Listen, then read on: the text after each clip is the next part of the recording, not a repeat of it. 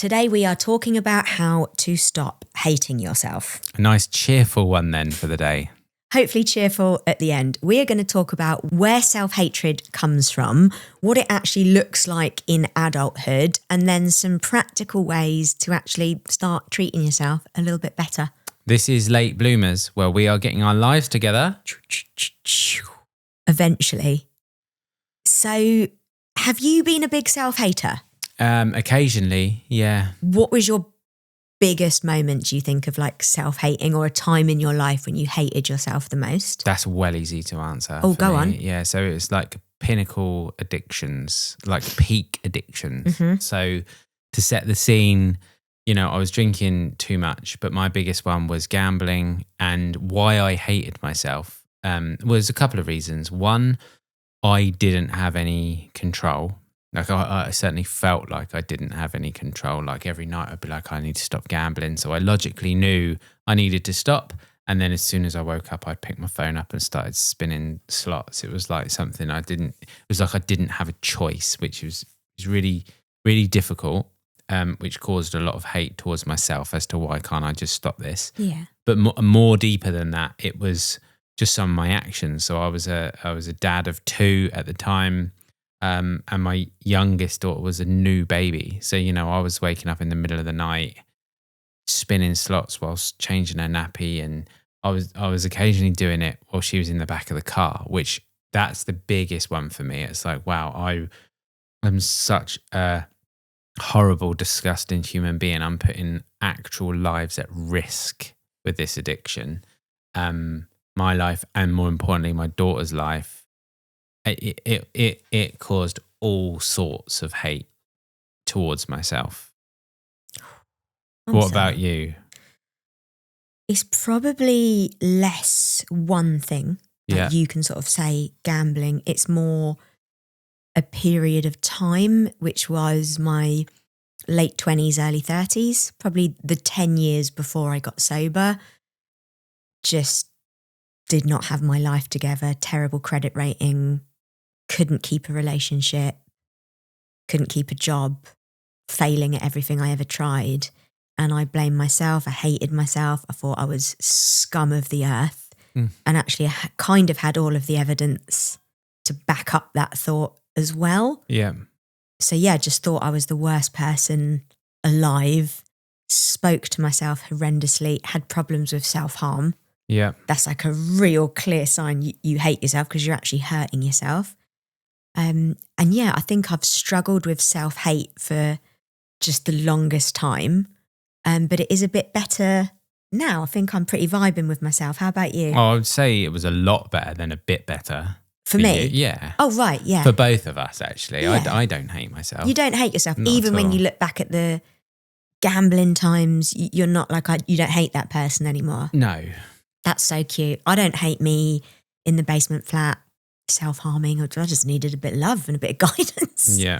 Didn't deserve to be hated. So we're going to kind of talk about a few things, like where it comes from and what it looks like and how to help. So can you kind of start us off with where does self-hatred actually come from? Well, that's, I guess, a fairly complex, layered answer to give because, of course, it's going to be different for many people. Mine was quite event-driven. Yours was quite sort of general-driven. But I guess broadly, there's some things that could be looked at. So trauma is a big one, right? Like if you've suffered something that, if I think about my trauma, a lot of that sort of ended up me blaming myself, and all of a sudden you become the bad guy in your story. So yours was being abused as a young child by a family member, and that experience, you blamed yourself for a long time. Yeah, and even, it can be more complex than that. Because of that happening is what led me to gambling and drinking and the escapism. So it's like once you start understanding and putting the pieces together, that actually it might not be as overtly obvious that this traumatic event is why I hate myself. It's like it can be this traumatic event has led to why I do this, which is undesirable behaviours. That is so true. And I think that's the same for me. Saying I hated myself when I was in debt, didn't have a stable place to live, didn't have a stable relationship, failing at music. That was kind of the evidence for why I hated myself. But how I got there was really my mum dying, not having any support through that. So it does often, you can trace it back to a traumatic event when life got really hard and we were both quite alone going through those big things. That's those childhoods creeping up at you again. You can't shift them, can you? You just can't shift them. But I think it's so important to understand that no one is born self-hating. Definitely. Like, no baby hates himself, do they? No, like you learn it. And that's quite sad. You learn to hate yourself. And very often you'll be doing an action trying to help yourself get through. Yeah. Mine drinking or yours gambling, and you end up hating yourself for that action. But that action was just trying to make yourself feel okay and get through. Next, I've got rejection. Being rejected. Being rejected. Yeah, which I guess could be another type of trauma.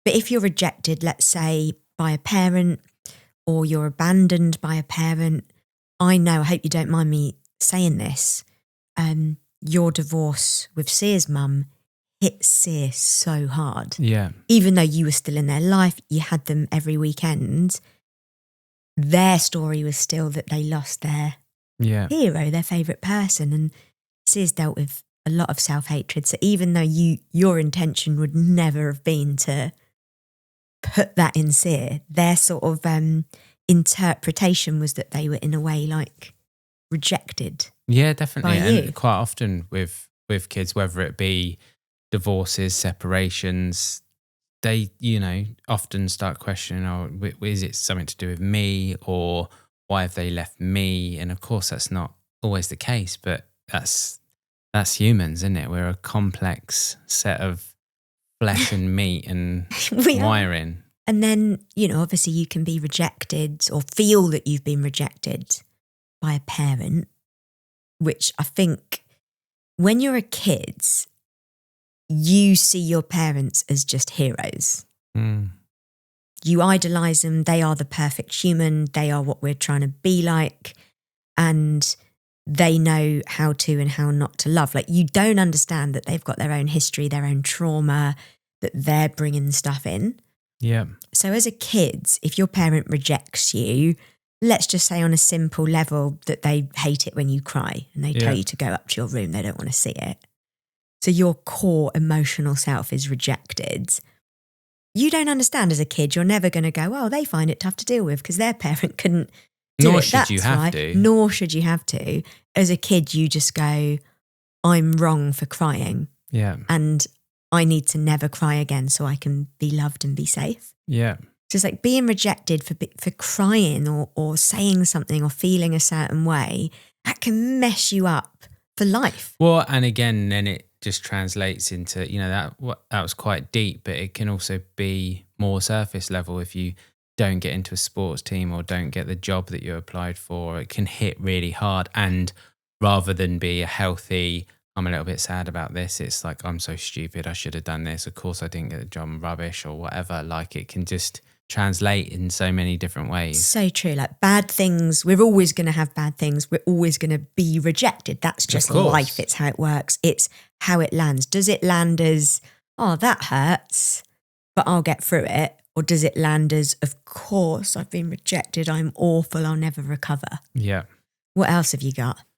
So bullying, and I guess any sort of form of bullying or abusive relationships. I suppose being around safe people is hugely important for self-esteem and self-worth, because often, I've heard, I'm not an expert in this topic, but if you're with someone that mistreats you and stuff and you stay, you can start hating yourself for that. And like, what's wrong with me? It must be me, the reason that people are acting like this. I think that is such a huge one. And I've definitely been in that situation where I've had someone, you know, screaming, shouting, silent treatment, threats, what I would describe as an abusive relationship. It was certainly an unhealthy relationship. But I never hated that person that was screaming and shouting and threatening. I developed even more self-hatred. Yeah. Which... it's mad, isn't it? Isn't that absolutely mad? But it's actually really common. And of course, yet again, it comes from childhood where you can't stop idolizing a parent. Let's say you have a parent that is a bit abusive to you. You have to split that off and ignore that they're not very nice, because you need that attachment, you need that connection. So you just pretend like it's not there. And that then trains you to do that with everyone else. So with my dad, he was my hero. All the affairs, the shouting, forget that. He's my hero. Yeah. So when I met people in adult life, I would idolize them and I would refuse to see the wrong, the horrible qualities. It's so sad. I was in that relationship for years and I ended up, just disgusted at myself. And it's also really important to say that very often, if you don't know how to be angry at or hate someone else, where you should be hating, like if someone's abusing you, you should hate that person and you should be on your way. But if you don't have the skill to be angry, to really feel that and protect yourself, all of the anger, if someone's screaming at you, threatening you, whether it's parent when you're young or a shadow of this happening in your adult life, if you can't defend yourself and you can't express the hatred that you're going to feel towards them, it turns inwards because it has to go somewhere. Yeah. So often, like a child that's been really hurt or bullied by a parent, they don't hate the parent. They hate themselves. Yeah. And you take that into other relationships. So there's a really cool quote that's like, are you actually depressed or are you just hanging around with assholes? I think powerful, it's so important. It's like, if you are someone that is horrible to yourself, hates yourself, low self-esteem, horrible voice in your head, are you hanging around with people that are doing the silent treatment, shouting at you, shaming you? Well, actually, we've talked about childhood and we've talked about past and where hating yourself can come from. One sort of glaringly obvious, which I'm going to hand over to you to maybe talk about, but being neurodivergent, when we went and done loads of talks, the amount of low self-esteem, self-hatred was rife in the neurodivergent community. Yeah, we went and did a tour like last year and we asked people a question, which is, what's a core belief about yourself? And we did about 5 events. And every single event, the 2 same words, it was crazy, the 2 same words came up as by far the most popular words that neurodivergent people thought about themselves. And they thought they were useless and lazy. Yeah, if that's not self-hatred, I don't know what is. Useless and lazy. Yeah. So I think anyone, of course, can hate themselves. And if you've been through trauma, if you've had a parent that was a bully or abusive to you in any way, but being neurodivergent does set you up for it because you are a bit different in the world. You don't play by the rules. You aren't kind of, quietly and politely getting on with it, living up to standards, doing well in school, going to college, getting a job, getting married, getting a house. You're like not on the normal timeline. So there's all these other reasons for other people to judge you. Like, get a normal job. What's wrong with you? Try harder. Why can't you just have a good relationship? Why can't you just save money? Everyone else is judging you. You're judging yourself, so it piles on top of it. Well, not just judging you, they're criticising you more. You would have grown up to far more criticism than most other people because you do things differently or not quite right or struggle with things that are deemed to not need struggle? Like, so it's like you get a double dose of self-hatred. And I think a huge part of the self-hatred for me with ADHD is I failed to do basic things. And I tried so hard. I tried so hard to be clean. I tried so hard to do admin. I tried so hard to hold down a job, and I just kept failing because I didn't know there was something else going on.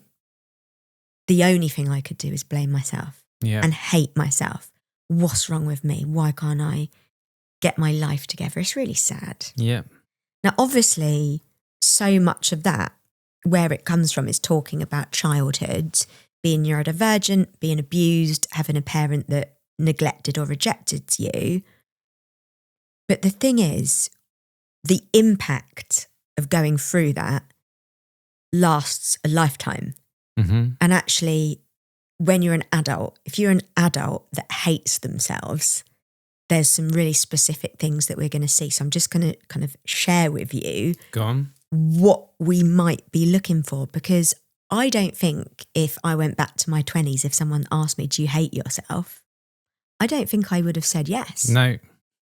I don't think I knew, but my behaviours and my choices gave me away. So if you're listening to this podcast, it's just a few things to be aware of. So the first one in how self-hatred shows up in adulthood is self-sabotage. Yeah, okay. And it's a really difficult one to spot. So for me, that was always leaving relationships, always showing up late to work, leaving work, doing things that I thought was just following what I wanted. But it's like a subconscious pattern of making your life more difficult. The problem with subconscious, you don't know it's happening. Someone could even tell you it's happening and you still won't see it.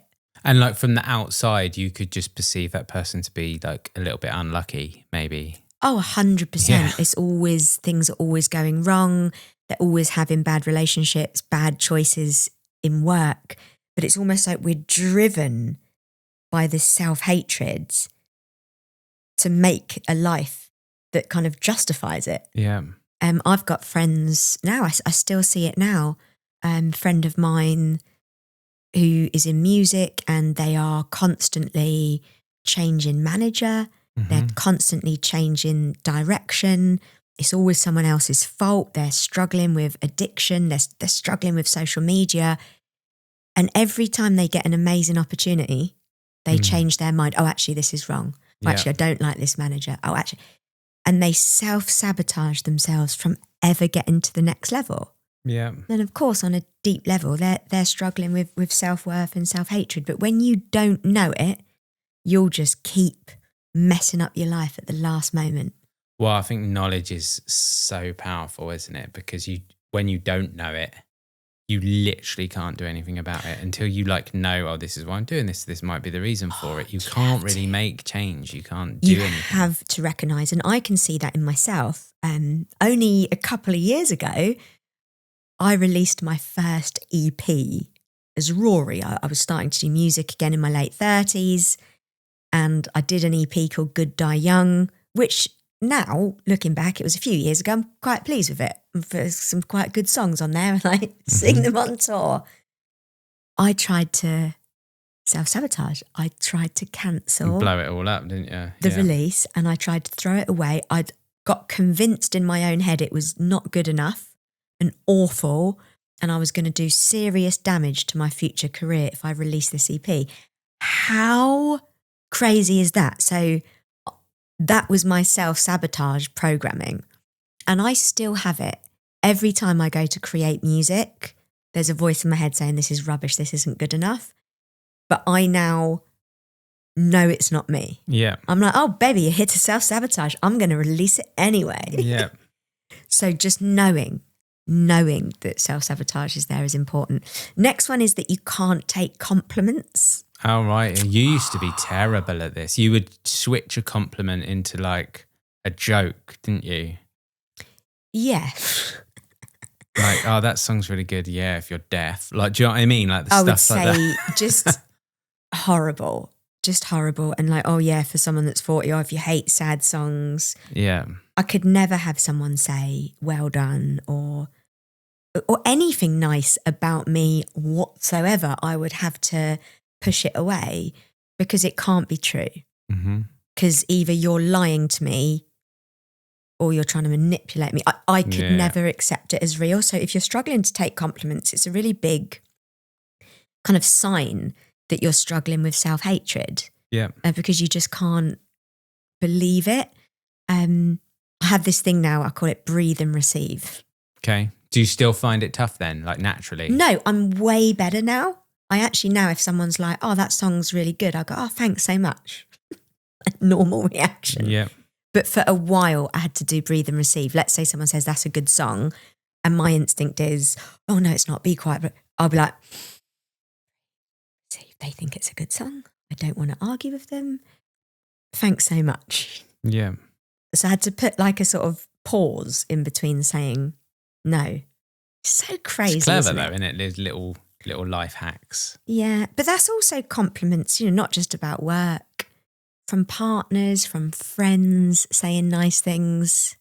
Oh, babe, you get really happy when I say like, well done for cleaning the kitchen and stuff like that. You go like, yes, thanks very much. Whereas back in the day, you might have been like, well, I only clean the kitchen. Like, anyone can do it. I love compliments. Yeah. It's someone that sees you and validates you and thinks you're great. We should all be allowed to be celebrated for the little things as well as the big things. But if you're struggling with it, you might be struggling with self-hate. Attracting and choosing unhealthy relationships. Okay. So again, you aren't going to be aware. It isn't like I hate myself, so I'm going to choose someone that's emotionally unavailable or bad for me. It ain't that simple.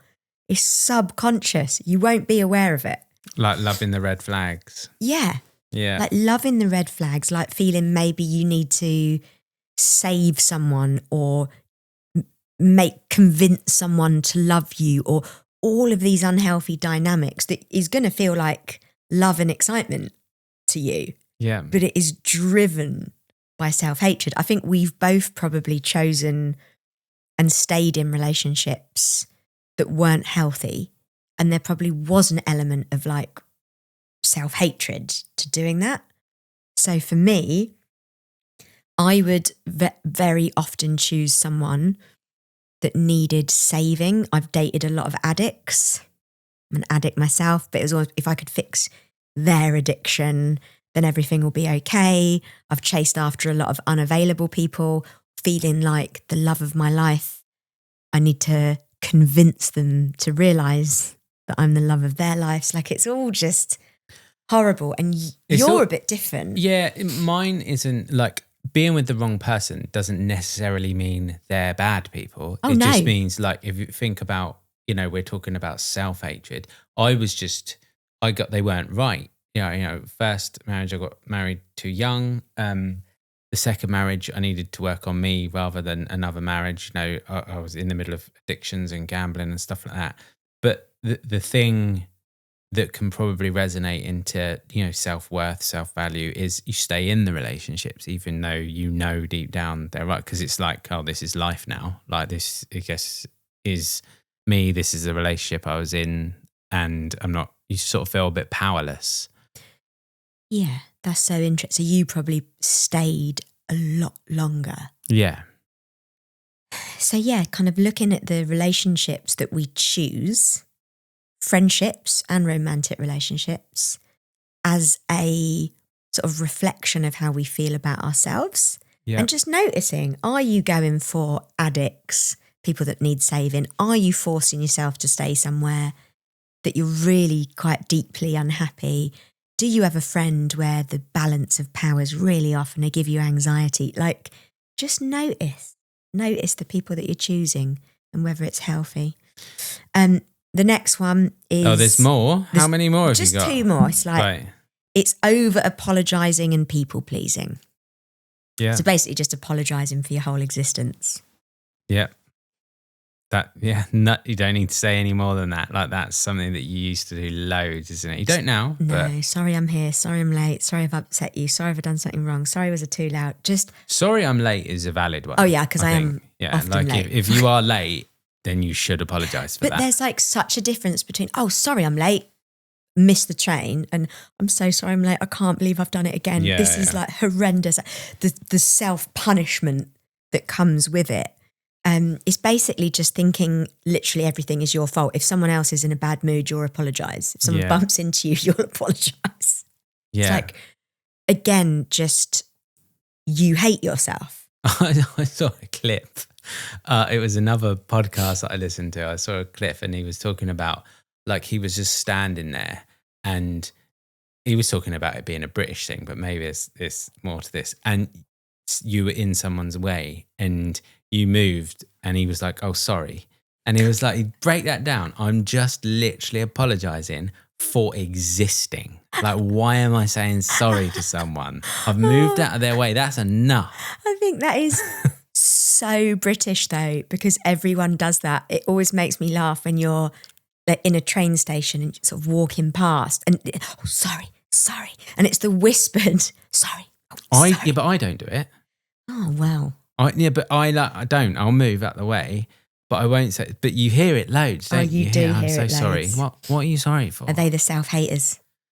Maybe they are. Okay, so that's some of the ways it can show up in adulthood. I relate so hard to literally every single one of those. Yeah. So it's just trying to use your own life as evidence for something you may not be aware of. It's like laboratory evidence. If you can't take compliments, if you find yourself choosing people that you need to save or who aren't emotionally available, and if you find yourself self-sabotaging on your own dreams, just wondering whether you might be dealing with not liking yourself very much. So let's talk about how it can actually help. Because it's been quite a deep episode.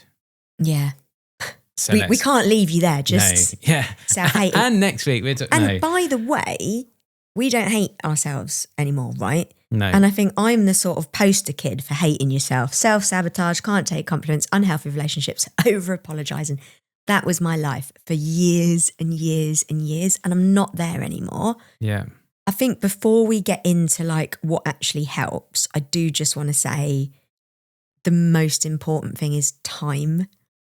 No one who is fully in this pattern is going to listen to this episode and then go, oh, I love myself now. Of course not. It is an entrenched pattern. It's how you live. You don't know any other way. It is going to take hard work and time.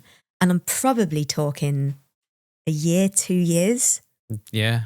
That's brutal. Like, I wish I could say it could go away overnight, but you don't go from self-hating to self-loving overnight. Definitely not. But you got to start somewhere. You got to start somewhere. So where are we going to start? What actually helps us from stopping hating ourselves? Well, I've only got one thing to say. Obviously, go to therapy, unpack childhood trauma, all of that sort of stuff. All like the that's normal standard, jazz all the that we normal always bang on standard, but about. an actual like physical tip Yeah. is if you think about when you hate yourself and why you make these decisions, everyone's got that little voice in their head, haven't they? And the self-criticism is where I would start with that. So like, if you do something wrong, I'm so stupid, or I'm late, I'm like, oh, I'm such an idiot. Why didn't I do this? Why didn't I do that?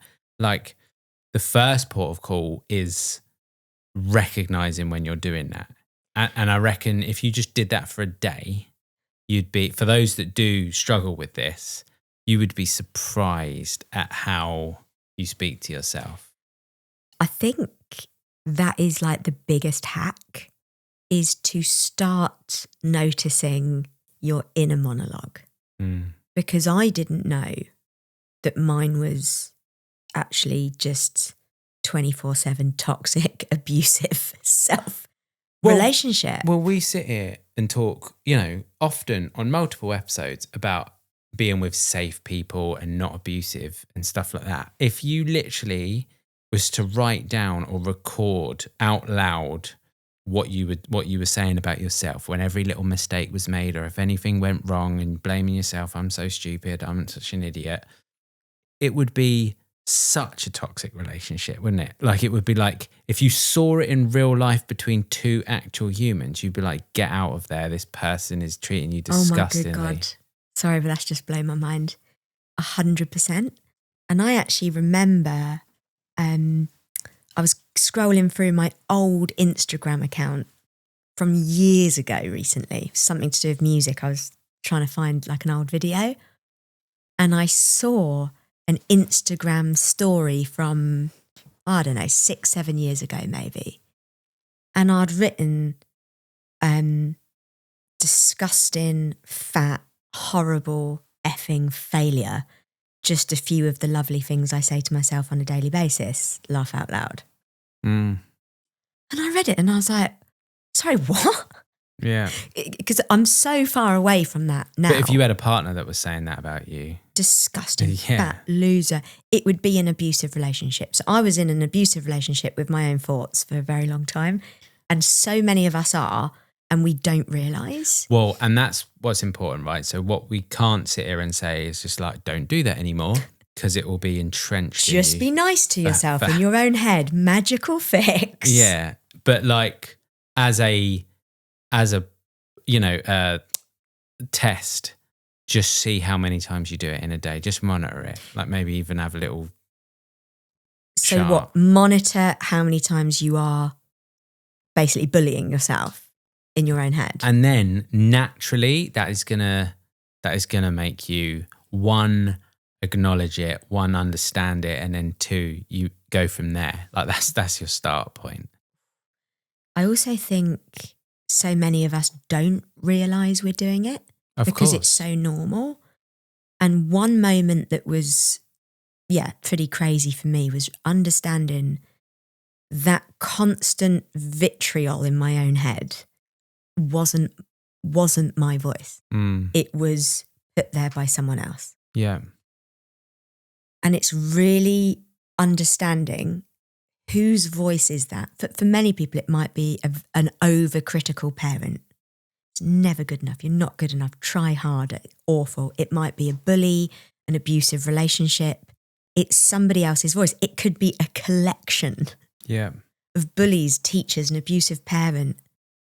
And you're just replaying their words over and over and over, reliving the pain, reliving the abuse and not even knowing that you're doing it to yourself. Yeah. So it's not only like noticing when you're bullying yourself, it's also going, that's not my voice. You haven't had that since a baby. Yeah. You've learnt that from someone and you're just echoing it. It's really gross, isn't it? Because it means gross. You could get away from an abusive person. Yeah. But you never actually do get away because you're still... Well, it's just that if you're with... Yeah, and also like in real life, if you're with somebody that's not very nice or treating you badly, if you talk to yourself like that, it like... Although you know it's not right, it feels like home. It doesn't... Oh my God. It feels like... Yeah, how can you call someone out for being horrible or abusive to you if you're doing it to yourself? I think it's the number one that you have to start with your own internal conversation. And that's a really simple thing. Like, we're not going to fix self-sabotage, unhealthy relationships, over-apologising overnight. But you absolutely can notice if you knock something over, are you going, you stupid effing idiot? Exactly. Or are you just going, oh, oops. Yeah. Like, let's start getting real. And in loads of the like woke, annoying circles, people talk about reparenting and it makes me cringe and I don't like it. However, that's like what you're doing. It's stopping an abusive parental voice in your head and replacing it with a kind one. So if you do something wrong, it's okay. It's not the end of the world. We can sort it out. And I think also don't hate how you're trying to fix the self-hate, because self-hating people are going to notice and then be like, why can't I fix it? Even this, I'm useless. Oh, yeah. So like, let's just chill. And it's also not going to happen overnight. It's not going to happen overnight, and it's going to take time. And also, if you've hated yourself your whole life, self-love is going to feel like arrogance. Yeah. And boundaries is going to feel like aggression. So it's going to take time. So yeah, just start small. Start with the voice in your own head. And just one final thing. Go on. Which is a total random one. And this won't be for everyone. So like, please take it with a massive pinch of salt. One of the best things I've done for self-love is getting a dog. That is not an answer. No, but it is, because he loves me. every day, unconditional. He's joyful, he's cuddly, he's happy. And it does change you, like on an internal level. Don't do it, guys. Your freedom's gone. The puppy days were tough. Yeah, they were. Thank you so much for listening. We hope you found it helpful. If you have enjoyed it, please like, follow, subscribe, do all that jazz. If you haven't, please move on. See you next week. See you next week.